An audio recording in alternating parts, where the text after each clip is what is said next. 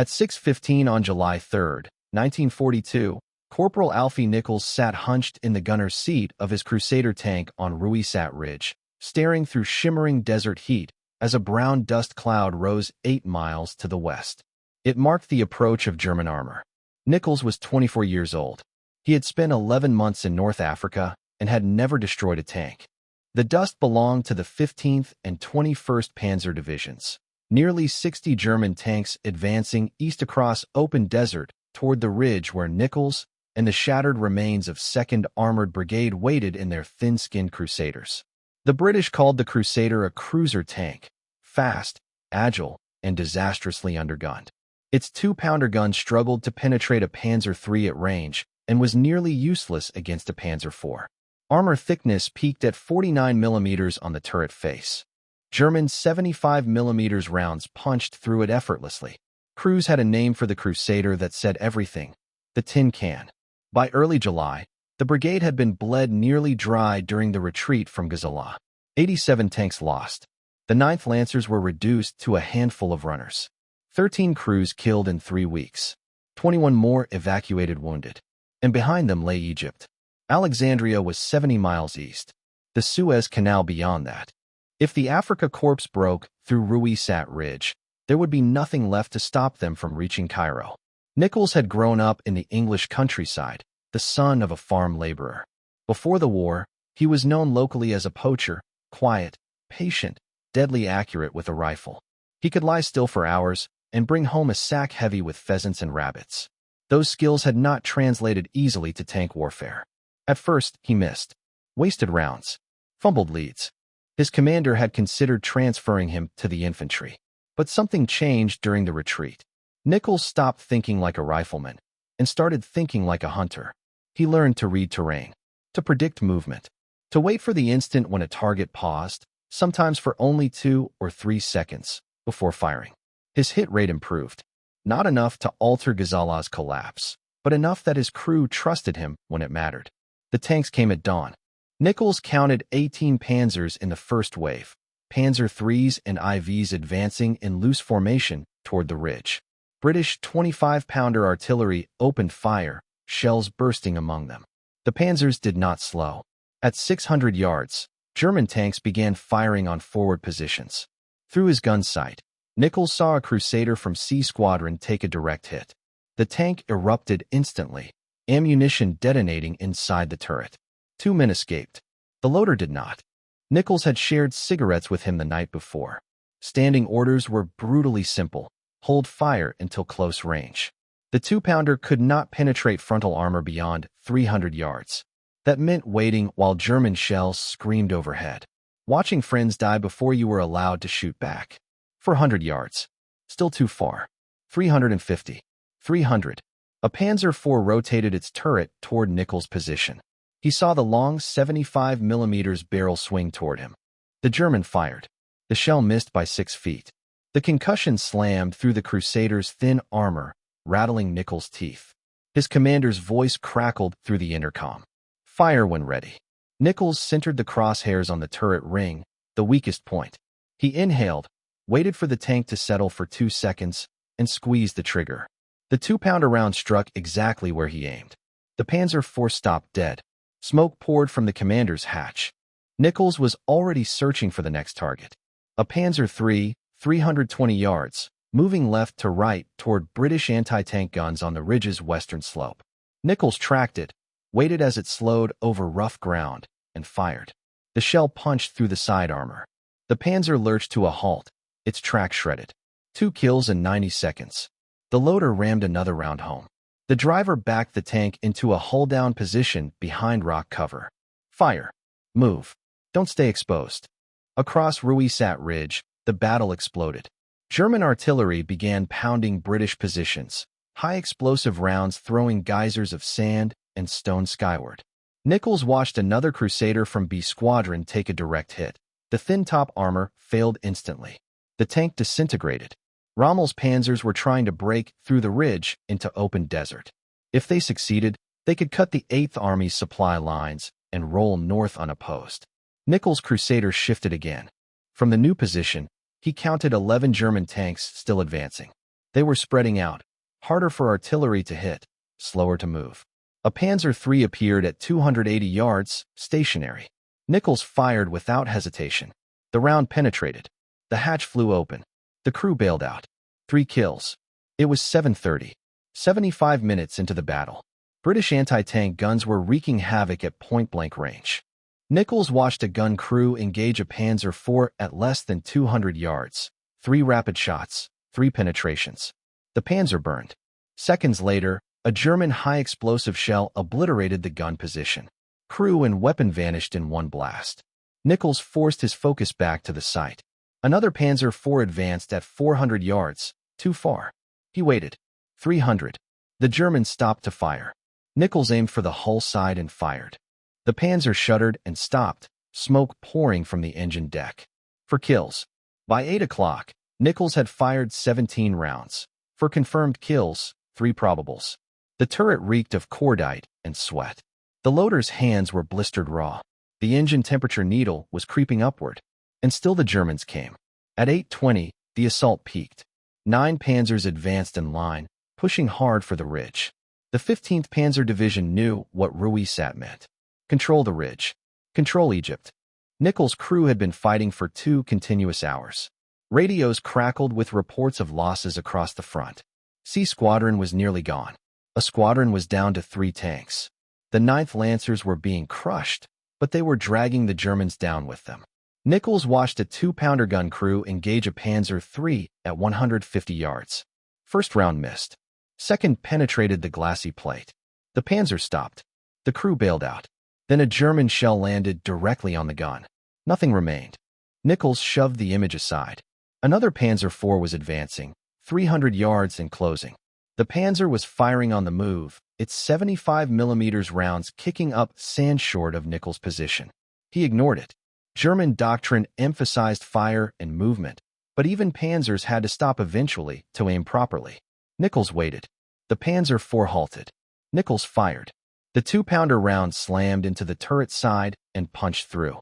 The German tank stopped instantly, smoke rolling from the impact point. 5 kills. The time was 8:35. Nichols had been fighting for 2 hours and 20 minutes without pause. His commander ordered a reposition. The Crusader reversed out of cover and moved 300 yards east along the ridge. From the new angle, Nichols could see the full spread of the battlefield. Columns of smoke rose across the desert. At least 20 tanks burning, impossible to tell at a glance which were British and which were German. A Panzer III appeared at 260 yards, stationary. The German commander was likely trying to coordinate with nearby units. Nichols aimed for the hull side. Fired. The round penetrated below the turret ring. Flames erupted from the engine deck. 6 kills. The battle settled into a savage rhythm. German tanks advanced. British guns fired. Vehicles burned. Men died. Neither side yielded ground. Rommel needed Ruweisat Ridge to continue his push into Egypt. The British needed it to prevent the collapse of their entire defensive line. At 9 o'clock, Nichols' loader reported ammunition status. 12 rounds remaining. In a normal fight, 12 rounds would have been plenty. This was not a normal fight. Nichols made every shot count. A Panzer IV at 310 yards, hit. 7 kills. A Panzer III at 240 yards, hit. 8 kills. The loader called out the numbers as they dropped. 8 rounds. 6. 4. At 9:25, Nichols spotted another Panzer III maneuvering into a firing position at 400 yards.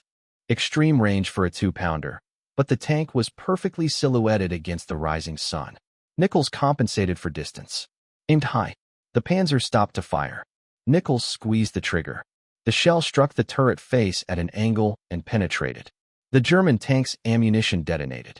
The turret lifted 6 feet into the air, then slammed back onto the hull in a cloud of smoke and flame. 9 kills. Nichols leaned back from the gun sight. His hands were shaking, not from fear, but from exhaustion and adrenaline. He had just done something no other British gunner would accomplish that day, and he had 3 rounds left. At 9:40, the German assault began to falter. The 15th Panzer Division had lost too many tanks. The coordinated push that threatened to overwhelm the ridge collapsed into scattered, disorganized movements. Some panzers pulled back trailing smoke. Others sat motionless, crews long gone. Orders came over the radio. Hold position. Conserve ammunition. The Crusader settled into a hull-down position behind a rocky outcrop. From there, Nichols could see the western approaches without exposing the tank. The battlefield looked like a graveyard. Burned-out Crusaders with turrets torn away. Panzer IIIs and IVs blackened by penetrating hits. Anti-tank guns abandoned beside fallen crews. The sun cast long shadows across twisted metal and sand. British 25-pounders continued firing, hammering German assembly areas to the west, preventing any renewed assault. Nichols watched a damaged Panzer IV take a direct artillery hit and explode. The kill wasn't his, but it still mattered. At 10 o'clock, the radio crackled with confirmation. Ruweisat Ridge held. The German attack had been stopped. Casualties were severe on both sides, but the line stood. Alexandria was safe. The loader counted ammunition again. 3 rounds left. The Crusader had started the morning with 52. Nichols had fired 49. 9 confirmed kills. The driver maneuvered east as ordered. For the first time, Nichols had a clear view of the entire battlefield. He counted 30 burning vehicles. The acrid stench of diesel and rubber filled the air. Smoke columns rose hundreds of feet into the sky, visible for miles. British recovery teams were already moving forward. Anything reparable would be salvaged. The 8th Army could not afford to lose armor. Every tank mattered. Nichols' crew waited. Rommel was aggressive. If he believed the ridge could still be taken, he would try again. At 11 o'clock, movement appeared to the west. Nichols tensed. Then he saw it, British tanks.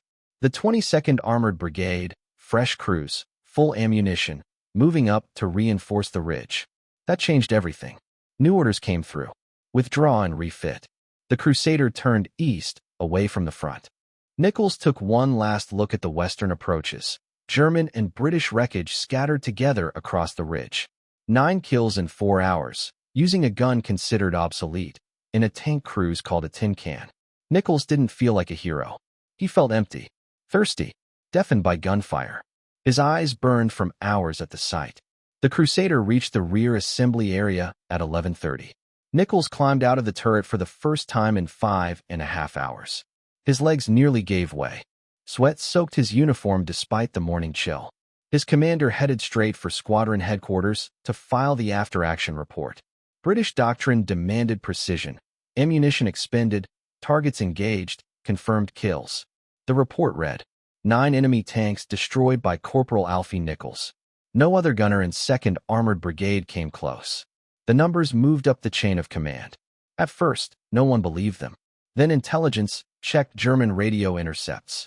Aerial reconnaissance confirmed 9 destroyed Panzers at Nichols' grid coordinates. By 1400 hours, the report reached 8th Army headquarters. Someone noticed. The British advantage in the desert had never been equipment. It was numbers and determination, and occasionally, a single soldier whose skill shifted the balance at exactly the right moment. General Bernard Montgomery understood that. He believed exceptional performance had to be recognized. It built morale. It gave men something tangible to fight for. And in the summer of 1942, morale inside the 8th Army was dangerously thin. Montgomery made a note. Find Corporal Nichols. Personal congratulations. Nichols knew none of this. He spent the afternoon exactly where he believed he belonged, under his tank. The Crusader needed attention. Oil change. Track tension. Suspension inspection. The 2-pounder had to be cleaned, stripped, checked for stress fractures. Combat abused machinery mercilessly, and tanks that weren't maintained failed at the worst possible moment. At 1600 hours, an officer from brigade headquarters arrived at the 9th Lancers' position and asked for Corporal Alfie Nichols. The crew pointed beneath the tank. Nichols crawled out, face streaked with grease and sand. The officer told him his actions on July 3rd were being reviewed at the highest levels. Nichols didn't understand the implication. He had done his job. He had killed enemy tanks. He had survived. The officer explained, 9 confirmed tank kills in a single engagement was unprecedented for a British gunner in North Africa. Command needed details, times, ranges, angles, target types, impact locations. Nichols answered calmly, methodically, no embellishment. The officer wrote everything down, thanked him, and left. Nichols went back to tightening a suspension bolt. He didn't think about medals or generals. or recognition. Rommel wasn't finished. There would be another attack. What Nichols didn't know was that his name was already moving up the command structure. Montgomery had decided. The corporal who destroyed 9 panzers in one morning would be recognized, and Montgomery would deliver that recognition personally. But first, the 8th Army had to survive what was coming. Rommel attacked again on August 30th, Alam Halfa, his last attempt to reach the Nile Delta. The 9th Lancers were back in action on the southern flank. Same tank, same crew, different battlefield. The pattern repeated. German panzers advancing across open desert. British armor fighting from prepared defensive positions. Artillery pounding both sides without mercy. By September 5th, Rommel had failed again. His fuel situation was catastrophic. His supply lines stretched more than 1,000 miles from Tripoli. The Royal Navy and RAF were destroying convoys faster than they could be replaced. Nichols added 2 more confirmed kills during the fighting. 1 Panzer III, 1 Panzer IV, both at close range, both destroyed using the same patient, predatory gunnery that had worked at Ruweisat. His total stood at 11 confirmed enemy tanks destroyed. Later accounts would inflate the number. Nichols never did. If it couldn't be verified, it didn't count. In mid-September, the 9th Lancers rotated off the line. New equipment was arriving. American-built Sherman tanks. The Crusader had done its job, but it was obsolete. The Sherman carried a 75mm gun capable of penetrating German armor at real combat distances. Better armor. Better reliability. For the first time, British crews would fight on something approaching equal terms. Nichols retrained immediately. The gun was different. The ballistics were different. The range changed everything. But the fundamentals remained. Patience, timing, judgment. Good gunners adapted. On October 15th, Nichols received orders to report to 8th Army headquarters. Several other soldiers were waiting when he arrived. They were told they were being recognized for exceptional service. At 1400 hours, Montgomery appeared. He moved down the line, offering brief words to each man. When he reached Nichols, he stopped. The general knew the details. 9 enemy tanks destroyed on July 3rd at Ruweisat Ridge. He shook Nichols' hand and told him the 8th Army needed men who could take inferior equipment and still defeat the enemy through skill and discipline. The moment lasted less than 2 minutes. It mattered. Word spread quickly. Nichols became known as the best shot in 2nd Armored Brigade. He didn't let it change anything. Reputation got tank crews killed. Fundamentals kept them alive. The military medal arrived in late October. The citation mentioned the 9 confirmed kills at Ruweisat Ridge. Nichols pinned it to his uniform and returned to training. The Second Battle of El Alamein was coming. Montgomery's plan was methodical. Overwhelming artillery. Infantry breakthrough. Armored exploitation. The 8th Army now had superiority in men, tanks, and guns. This time, Rommel wouldn't escape. On October 22nd, Nichols checked his Sherman one final time. The gun was calibrated. Ammunition loaded. Crew ready. At 21:40 on October 23rd, 900 British guns opened fire simultaneously. The desert shook. The barrage rolled for 20 minutes. Then the infantry went forward. Nichols and the 9th Lancers waited. Minefields slowed the advance. German defenses were deep. Casualties mounted. Montgomery adjusted the plan, narrowed the front, concentrated force. On November 2nd, the final assault began, Operation Supercharge. The Shermans rolled through the cleared lanes. Nichols was back in combat. This time, the 75mm gun changed everything. Engagements at 600 yards were possible. The Sherman could absorb hits that would have destroyed a Crusader, but it had a flaw. Ammunition stored in hull sponsons. Penetration meant fire. Crews called them Ronsons. One hit, and they light. Nichols destroyed 3 more enemy tanks during the breakthrough, 2 Panzer IVs and an Italian medium tank. After that, the details blurred together. The Africa Corps broke. Rommel retreated. The Desert War turned. And Corporal Alfie Nichols, farm laborer, poacher, gunner, had played his part. Target. Range. Fire. Move. Repeat. That was all tank warfare ever reduced to. The regimental history recorded Alfie Nichols' achievements in careful detail, but Nichols himself stopped counting after Ruweisat Ridge. Numbers lost meaning. Survival mattered. Keeping his crew alive mattered. By November 4th, 1942, the outcome was undeniable. The Afrika Korps was in full retreat. Rommel had lost the battle, lost Egypt. The German tanks that survived turned west, fleeing across Libya under constant pressure from British armor and relentless attacks by the Desert Air Force. For the first time in 2 years, the strategic initiative in North Africa belonged to the Allies. The 9th Lancers pursued. Across Tobruk, past Benghazi, across hundreds of miles of desert. The campaign dragged through winter and into spring. Fighting continued in dust storms, rain, and freezing nights. By May 1943, it was over. All remaining Axis forces in North Africa surrendered. More than 250,000 German and Italian soldiers went into captivity. Nichols survived the entire campaign. More remarkably, his crew survived. The same men who had fought beside him at Ruweisat Ridge in that thin-skinned Crusader were still with him when the Afrika Korps collapsed. In a theater where British armored crew casualties exceeded 50%, it bordered on the unbelievable. In mid-1944, the regiment shipped to Italy. Everything changed. Mountains replaced desert. Villages replaced open sand. Sightlines vanished. The Sherman was less dominant on narrow roads and steep hillsides. Tank combat returned to close-range brutality, ambushes, sudden engagements, heavy losses. Nichols kept fighting. The Gothic Line, the crossing of the Senio River, the final push into the Po Valley in spring 1945. His confirmed kill total grew, but Italian records were incomplete. Some regimental sources claimed he destroyed over 40 enemy tanks. Others remained cautious, recording only the verified minimum of 13. Nichols never argued either way. On May 2, 1945, German forces in Italy surrendered. 6 days later, the war in Europe ended. Nichols had survived 5 years of continuous combat.